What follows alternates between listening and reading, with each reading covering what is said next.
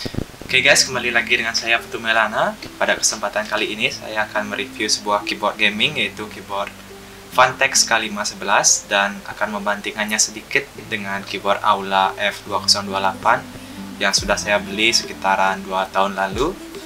Oke, jika kalian suka dengan video ini, jangan lupa untuk like dan jangan lupa untuk subscribe untuk video-video selanjutnya. Oke, sebelum kita membahas keyboard ini, mari kita unboxing dulu apa isi di dalam keyboard ini. Oke, ini dia paket dari Vantex K511. Mari kita buka.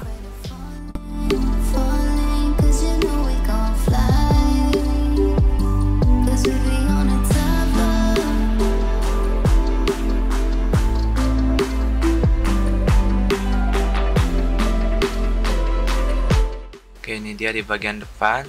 Terlihat sekilas spesifikasi dari keyboard Vantex K511 dan tertulis di sini Hunter Pro, nama dari keyboard ini. Dan di bagian belakang tertulis Advanced Multimedia Mode di bagian atas ini. Dan spesifikasi yang lebih lengkap di bagian ini. Setelah itu mari kita lihat isi di dalam box.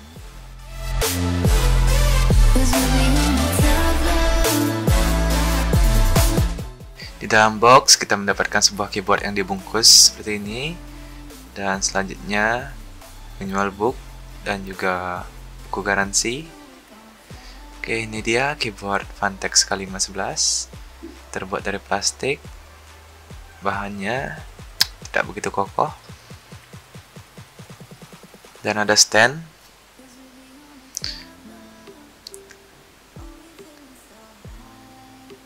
Oke, feel pengetikan dari keyboard ini terasa sangat nyaman dan tidak berisik ya. Setelah itu, mari kita colokkan keyboard ini ke komputer kita.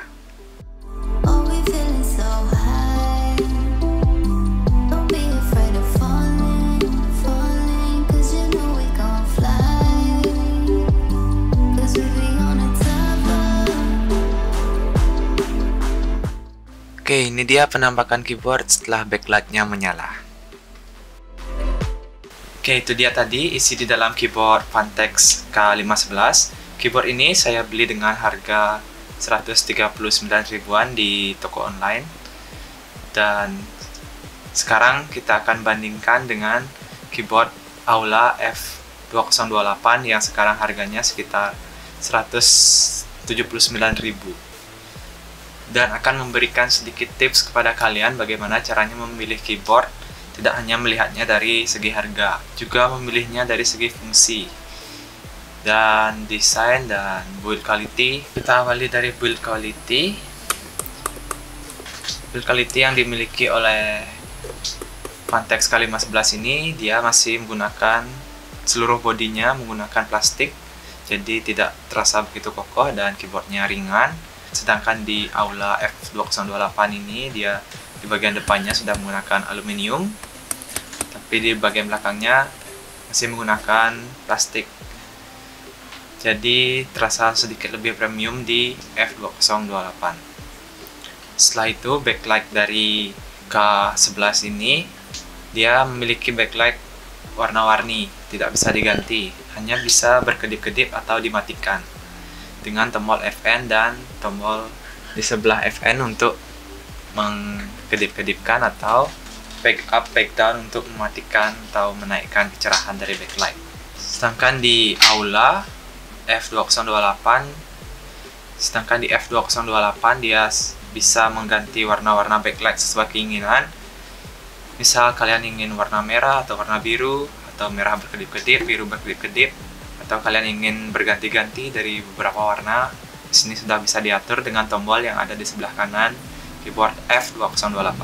Oke, selanjutnya di tombol multimedia di Vantex K11 ini, dia memiliki tombol multimedia tapi menggunakan tombol function. Multimedia maksudnya ketika play music, kalian ingin menurunkan menaikkan volume, bisa menggunakan keyboard. Sedangkan di F2028 memiliki tombol khusus untuk multimedia. Dia menaruhkan di bagian kanan atas dari keyboard, menjadi satu untuk pengaturan backlight. Untuk pengaturan backlight dia harus ditekan dulu, lalu mengganti-ganti backlightnya, memutar tombol volume untuk menaikkan atau menurunkan cahaya, Sedangkan untuk multimedia tidak perlu menekannya terlebih dahulu, dan di sini ada tombol next, pause, dan pre-pause.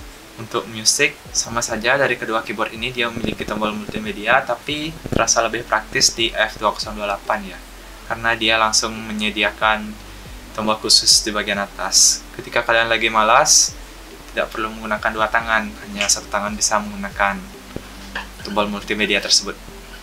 Oke, sekian perbandingannya.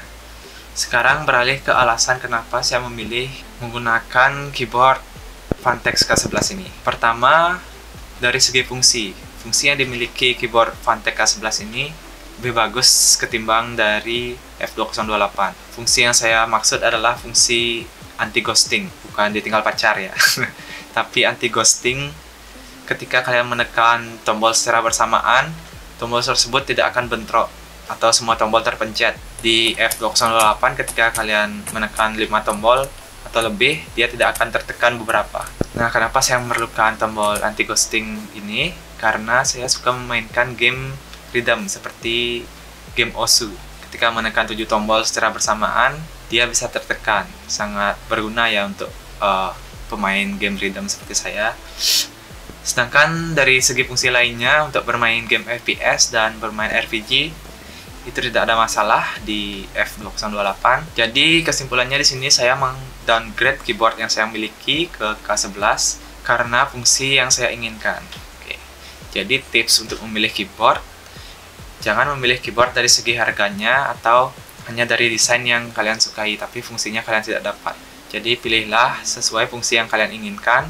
Semisal kalian membeli keyboard F2028 ini karena kalian ingin feel semi-mechanical-nya atau tombol multimedia secara terpisah supaya praktis, kalian boleh memilih F2028 ini. Kalau seperti saya memerlukan anti ghosting, belilah yang memiliki anti ghosting, tidak perlu yang aneh-aneh. Dan kenapa saya tidak memilih keyboard dengan harga yang lebih mahal, keyboard mekanikal yang 400 ribuan, 500 sampai jutaan? Pertama, karena saya belum begitu mengerti keyboardnya. Nanti mungkin setelah saya belajar lebih lanjut tentang keyboard, mungkin ada custom keyboard atau bagaimana, mungkin saya akan mengupgrade-nya ke keyboard yang lebih mahal. Oke, sekarang mari kita tes keyboard K11 ini untuk bermain rhythm game Osu yang saya sebutkan tadi. Oke, mari kita tes sekarang untuk bermain game Osu menggunakan keyboard Vantex K511. Ini dia, ketujuh tombol ketika ditekan bisa tertekan secara bersamaan.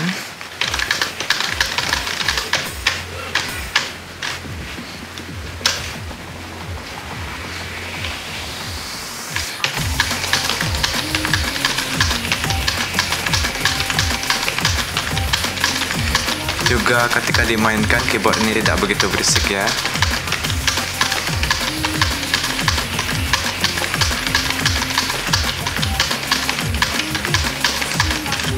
Oke, itu dia video dari saya. Semoga video ini membantu untuk kalian untuk memilih keyboard.